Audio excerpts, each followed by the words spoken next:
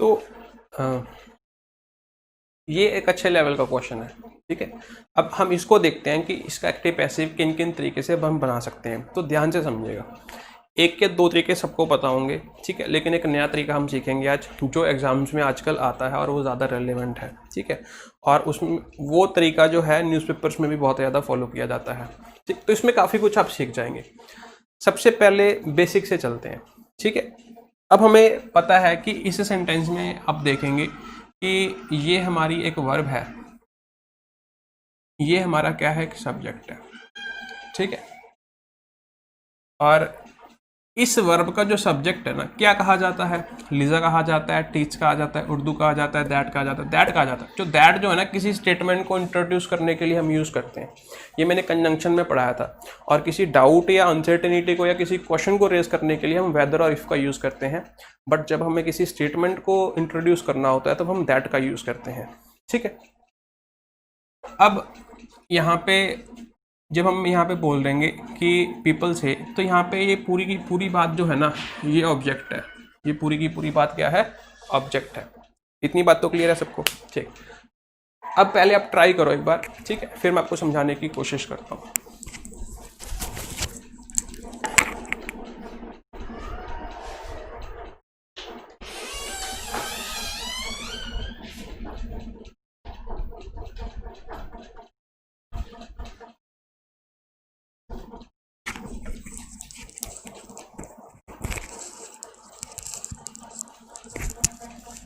चलिए, आप सभी ने कुछ ना कुछ ट्राई किया होगा, तो लेट मी एक्सप्लेन। सबसे पहला तरीका क्या है कि हमें पता है कि ऑब्जेक्ट को हम सब्जेक्ट बना लेते हैं, तो पैसिव वन लिख लेते हैं यहाँ पे। तो जब हम ऑब्जेक्ट को सब्जेक्ट बनाएंगे तो ये पूरी बात ही आगे लिखी जाएगी। तो हम पूरी बात को ऐसे लिख देंगे, that Liza teach Urdu is said. अभी एक्टिव वर्ब थी, एक्टिव वर्ब को क्या बनाना पड़ेगा, पैसिव। V1 था, V1 को किस में चेंज करना पड़ेगा, V3 में। और उसके पहले बी की हेल्पिंग वर्ब यूज़ करनी पड़ेगी। हेल्पिंग वर्ब हम यहाँ पे क्या यूज़ कर लेंगे, इज, ठीक है। क्यों, क्योंकि ये जो सब्जेक्ट है ये सिंगुलर है, प्लूरल तो है नहीं, ठीक है। तो यहाँ पे हम यहाँ पे इज लिख देंगे और यहाँ पे हम क्या लिख देंगे, बाय पीपल। अब मैं यहाँ पे आपको ये बताना चाहता हूँ कि जब ये बाय पीपल लिखा हुआ है, ठीक है, तो अगर मैं कह रहा हूँ कि पीपल ने ये बात कही, लोगों ने ये बात कही, ठीक है, तो ये इसमें दूसरा क्वेश्चन निकल आता है। अब कोई छोटी सी बात समझनी है। मैं बोलूँ यहाँ पे ही सेज इट, ठीक है, इसका मैं पैसे बना लेता हूँ, समझना। इट इज सेड, दूसरा पैसे है it is said by him, ये पैसे। एक मैंने और पैसे क्वेश्चन लिखा, पीपल से इट, इसका हमने पैसे बनाया, इट इज सेड। एक और पैसे बनाया, दिख रहा होगा आपको, हाँ, it is said by the people. हम एक्टिव से पैसिव क्यों बनाते हैं, पैसिव में हमें ये एक्सप्रेस करना होता है कि वो काम क्या हुआ, ना कि काम किसने किया, ठीक है। काम क्या हुआ इस बात पे स्ट्रेस करना होता है, इसी वजह से हम एक्टिव से पैसिव सेंटेंस बनाते हैं।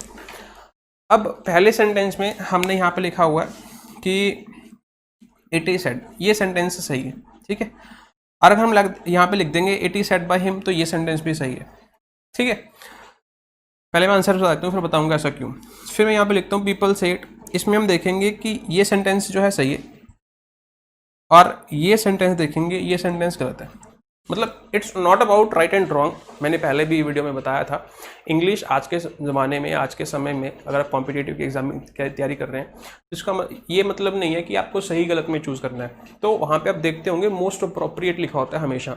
मोस्ट अप्रोप्रिएट का मतलब क्या है कि हो सकता है कि एक से ज़्यादा सेंटेंसेस ऐसे हों जो अप्रोप्रिएट हों, लेकिन सबसे ज़्यादा लॉजिकल मीनिंग कौन सा है, सबसे ज़्यादा लॉजिकल कौन सा है, तो सबसे ज़्यादा अप्रोप्रिएट कौन सा है वो आपको चूज़ करना है। तो सही ये भी है, सही ये भी है, ठीक है। लेकिन यहाँ पे एक बात बताओ कि जब मैं यहाँ पे कह रहा हूँ बाय द पीपल, तो क्या यहाँ पे कोई और स्कोप है कि पीपल के अलावा कोई एनिमल्स भी बोल देंगे, नहीं। तो जो बात अंडरस्टूड है कि भाई लोगों ने ये बात कही है, लोग ही ये बात कहते हैं, तो उसके अलावा कोई स्कोप ही नहीं है कि यहाँ पे बाय एनिमल्स लिख सकते हो, नहीं। तो तू मैं हम वो सब जो है पीपल में आ गए। तो इसी वजह से जब ये पीपल लिखा होगा ना तो इसको लिखने की जरूरत नहीं होती, तो ये हम इसको ज्यादा लॉजिकल मानेंगे, ज्यादा अप्रोप्रिएट मानेंगे। फिर आप बोलोगे सर आपने इन दोनों में से अगर मैं बात करूं तो ये दोनों इक्विवेलेंट सही हैं, ठीक है, दोनों इक्विवेलेंट सही हैं, ठीक है। क्यों? अब यहाँ पे हिम क्यों सही हो गया? क्योंकि यहाँ पे स्कोप है। यहाँ पे आपको कैसे पता चला कि वो हिम ही है? क्या पता वो हिम को काट के कोई हर हो, क्या पता वो मी हो, क्या पता वो यू हो, क्या पता वो देम हो, क्या पता वो मोनू हो, क्या पता वो शाम हो। तो it can be any of them. बात समझ आ रही है? यहाँ पे स्कोप है, आप हिम को काट के कुछ और लिख सकते हैं उसके कंट्रास्ट में। तो हमें स्पेसिफाई करना पड़ेगा कि जिस इंसान ने ये बात कही, लेकिन जब बात पीपल की आ जाएगी तो इसका मतलब ये बात जो है पीपल ही कह सकते हैं, इसके अलावा कोई और नहीं कह सकता। क्या एनिमल्स कह सकते हैं? नहीं कह सकते। तो भाई मैं ये बात क्यों लिखूंगा? नहीं लिखूंगा ना, बात खत्म हो गई।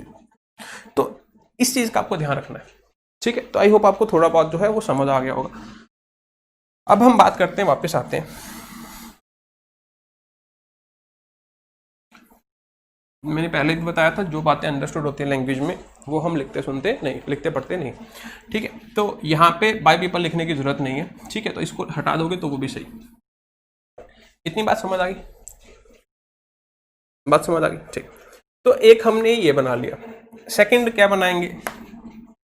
P2। अब ये पढ़ने में बहुत ऑकवर्ड हो रहा है। आप ध्यान से देखोगे कि ये हमारा क्या है? सब्जेक्ट है, जैसे कि मैंने आपको बताया। अगर ये सब्जेक्ट है या तो ये नाउन होगा या फिर ये क्या होगा? प्रोनाउन होगा। तो ये किसी प्रोनाउन तो कहीं से एंगल से लग नहीं रहा, क्योंकि प्रोनाउन की फैमिली तो छोटी सी होती है, I we he she it they you वगैरह, तो उसमें से कुछ नहीं है। तो इसका मतलब ये नाउन लिखा हुआ है, तो ये नाउन क्लॉज है। तो अगर नाउन क्लॉज है तो नाउन के लिए हम प्रोनाउन का यूज कर सकते हैं, बिल्कुल कर सकते हैं। तो जैसे कि मैंने आपको बताया कि नाउन के लिए हम प्रोनाउन का यूज कर सकते हैं, तो इस नाउन के लिए मैं प्रोनाउन का यूज कर लूंगा, किसका? इट का। तो इसको मैंने इट लिख लिया यहाँ पे, तो यहाँ पे मैं क्या लिखूंगा? It is head.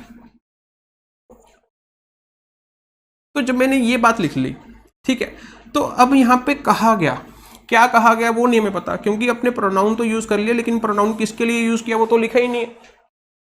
प्रोनाउन किसके लिए यूज होता है? नाउन के लिए। लेकिन जब सामने वाले को यही नहीं पता कि नाउन कौन सा है, तो प्रोनाउन यूज करने का फायदा क्या? वो तो लैंग्वेज में एम्बिग्यूटी आ जाएगी, ठीक है। तो वो नाउन हमें मेंशन करना पड़ेगा ना मेंशन, तो मेंशन कर दो।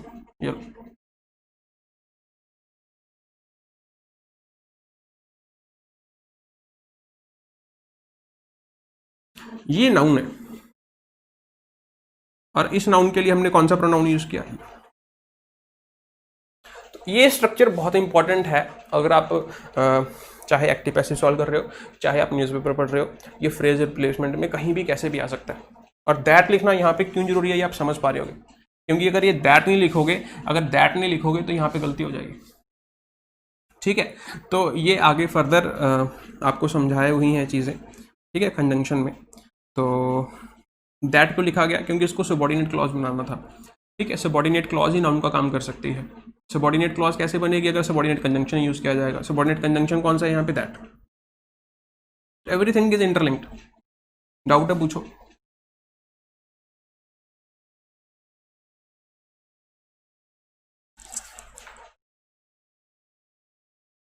हाँ वॉज आएगा, तो वो क्वेश्चन में अगर इज लिखा हो तो वॉज कर लेना, ठीक है। नहीं इज आएगा, सॉरी, ठीक है, वॉज नहीं आएगा, इज आएगा। तो मैं अभी एक्सप्लेन कर दूंगा वो, ठीक है। तो वो मैं अभी एक्सप्लेन कर दूंगा, वहां पे इज सही है, ठीक है।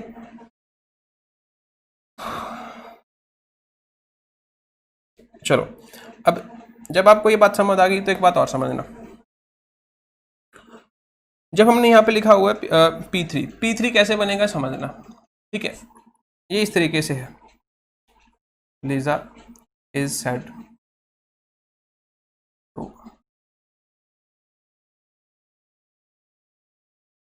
आजकल एग्जाम में ये आते हैं। अब ये कैसे बना ये आपको समझना पड़ेगा अब, ठीक है। देखो ध्यान से कैसे, अब ध्यान से देखोगे कि इस सेंटेंस में जो मेन आइडिया था वो तो यही वर्ब को कन्वे कर रही थी, ये तो सपोर्टिंग आइडिया था, ठीक है। तो मतलब पैसिव जो बनेगा वो इसी वर्ब का बनेगा। तो इस वर्ब का पैसिव बनेगा, तो इस वर्ब को हमने यहाँ पे पैसिव फॉर्म में लिख लिया। इस वर्ब का पैसिव तो यही बनेगा ना, ठीक। अब यहाँ पे हो क्या रहा है कि हमने ऑब्जेक्ट में से जिसकी बात हो रही थी उसको उठा लिया। किसको उठा लिया? लिजा। ठीक है, तो लीजा को हमने यहाँ पे क्या बना लिया, सब्जेक्ट। समझना, जब हमने यहाँ पे इसको सब्जेक्ट बना लिया तो अब जो है ये कहा जाता है, ठीक है, कहा जाता है। अब यहाँ पे जो कह रहा है लीजा इज सेड, तो जब हमने कह दिया लीजा इज सेड तो इसका मतलब लीजा कह नहीं रही, लीजा के बारे में कुछ बताया जा रहा है। ये बात आपको समझनी है। ये जो है ना यहाँ पे डूअर नहीं है, ठीक है, लीजा के बारे में कुछ बताया जा रहा है। अब एक चीज समझनी है, इसके बाद हमने यहाँ पे क्या लिखा हुआ है, इन्फिनेटिव। मैंने आपको बहुत बार समझाया है कि जब भी हम इन्फिनेटिव यूज करते हैं किसी वर्ब के बाद इन्फिनेटिव यूज करते हैं, ठीक है, तो ये वाला जो होता है ये इसका डूअर होता है। ये क्या होता है, इसका डूअर होता है। मैं अभी प्रूव कर दूंगा, ठीक है। तो जिन बच्चों ने क्लास लगाई है नॉन फाइनाइट की तो वो अच्छे तरीके से समझ गए मैं कहाँ पे क्या बात करना चाहता हूँ, ठीक है। जैसे मैं यहाँ पे बोलूँ कि I tried to solve it, ये एक वर्ब है, ये भी क्या है, ये ऑब्जेक्ट है बेसिकली ट्राइड का। अल्टीमेटली क्या है, इन्फिनेटिव। इन्फिनेटिव क्या है, non finite verb basically. Verb का मतलब क्या है, यहाँ पे एक्शन, ठीक है। एक्शन का मतलब या तो डूइंग होता है या फिर हैपनिंग होता है, तो ये हैपनिंग तो है नहीं, तो अल्टीमेटली डूइंग है। तो अगर डूइंग है तो इसका कोई ना कोई तो डूअर होगा। इसका डूअर यहाँ पे कौन है, आई। मैंने आपको बताया, बहुत बार बताया, जब हम एक वर्ब के बाद कोई इन्फिनेटिव लिखते हैं, जब भी हम एक वर्ब के बाद इन्फिनेटिव लिखते हैं तो जो सब्जेक्ट इस वर्ब का होता है वही सब्जेक्ट इस वर्ब का होता है। अब ये जो आई है ये ट्राइड के लिए भी डूअर है, तो ये सॉल्व के लिए भी डूअर है। ट्राई भी ये इंसान कर रहा है और सॉल्व भी यही इंसान करेगा। ये बात आपको समझनी है, ठीक है। लेकिन अगर मैं एक और पैटर्न लिखूं, दिख रहा है आपको, हाँ, I asked him to solve it, अगर मैं ये पैटर्न लिख दूं तो अब यहां पे आप देखोगे इन्फिनिटिव और इसके बीच में सिर्फ वर्ब नहीं है, बीच में एक और ऑब्जेक्ट आ गया। तो अब इसका जो डूअर है ना, वो इसका डूअर यहाँ पे हिम बन जाएगा, यहाँ पे आई नहीं हो सकता। ये बात आपको ध्यान रखनी है। तो इन्फिनिटिव और सब्जेक्ट के कुछ नाउन के बीच में अगर कोई और नाउन वगैरह या कोई और ऑब्जेक्ट लिखा हुआ है तो इसका जो डूअर होगा फिर वो ये नहीं रहेगा, कोई और हो जाएगा बीच में। जैसे एग्जांपल मैंने ये लिखी, तो यहाँ पे हमें समझना है कि I asked him to solve the मतलब क्या है कि ये जो ट्राई जो सॉल्व करेगा वो मैं नहीं बल्कि वो इंसान सॉल्व करेगा। इसके बेसिस पे हमने वर्ब में बहुत तरह के क्वेश्चंस भी किए थे, कम से कम 30-40 क्वेश्चंस किए थे इसके बेसिस पे, ठीक है। तो ये बात आपको समझनी थी। इतनी बात समझ आ गई, ठीक। तो जब इतनी बात समझ आ गई तो अब यहाँ पे भी हमें ये बात समझनी है, ठीक है। अब यहाँ पे वापस आओ तो फिर से बता देता हूँ कि जब हम किसी इन्फिनेटिव और इसके बीच में सिर्फ कोई वर्ब लिखी हो, कोई नाउन के बीच में कोई वर्ब लिखी हो, तो जो डूअर इस वर्ब का होगा वही डूअर इस वर्ब का होगा। समझ आ गई बात, ठीक। अब यहाँ पे आ जाओ। अब ये भी एक वर्ब लिखी हुई है, ये भी इन्फिनेटिव वर्ब लिखी हुई है। फिर आप बोलोगे सर ये जो लिजा है इसका डूअर क्यों नहीं है? इसका डूअर तो आपने कह दिया इसका डूअर है, वो इसका डूअर इस वजह से नहीं है क्योंकि ये वर्ब पैसिव लिखी हुई है और ये वर्ब एक्टिव लिखी हुई है। मुझे लगता है हम काफी डेप्थ में चले गए, आगे बह गए, ठीक है। तो I am trying to explain, ठीक है। तो आप बहुत इजी है, अगर आपको ये छोटी छोटी बातें एक बार समझ आ गई ना तो आई प्रॉमिस यू कि आपको कभी भी रीडिंग में, न्यूज़पेपर रीडिंग में या कहीं भी दिक्कत नहीं आएगी स्ट्रक्चर्स को लेके, क्योंकि यही स्ट्रक्चर्स जो हैं बच्चों को समझ नहीं आते। बेसिक स्ट्रक्चर तो सबको समझ आते हैं, यही तो समझने, यही तो स्कोप है सीखने का। बाकी सारी चीज़ें तो आती हैं भाई। अगर आपको इसमें सीखने में डिफिकल्टी लग रही है तो इसका मतलब इसमें स्कोप है सीखने का, ठीक है। अगर किसी चीज़ में स्कोप होगा सीखने के तो आप सीखोगे, कोशिश करोगे तो सीख भी जाओगे। तो बने रहिए, ठीक है, ट्राई कीजिए। तो फिर से कि ये इसका भी डूअर है, ये इसका भी डूअर है, लेकिन यहाँ पे ये इसका डूअर नहीं है क्योंकि ये पैसिव फॉर्म में है। अभी इसको भूल जाओ। अब इसके बीच में और इसके बीच में सिर्फ वर्ब लिखी, कोई ऑब्जेक्ट तो लिखा नहीं हुआ, तो इसका मतलब ये जो यहाँ पे लिजा है वो इस वर्ब का क्या बन जाएगा, डूअर बन जाएगा। इसका क्या था यहाँ पे, डूअर ही तो था।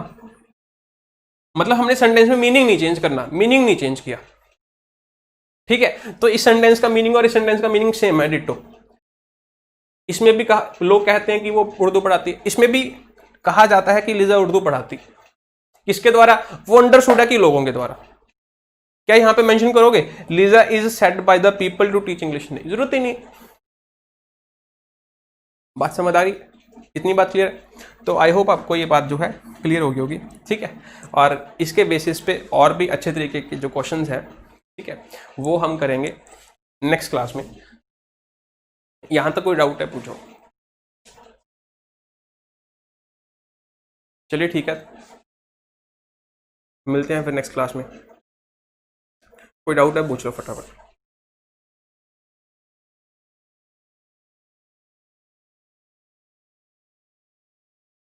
ये नरेशन में क्लियर कर दूंगा, ठीक है, ये वाला डाउट जो है ना आपका, ये नरेशन में क्लियर कर दूंगा।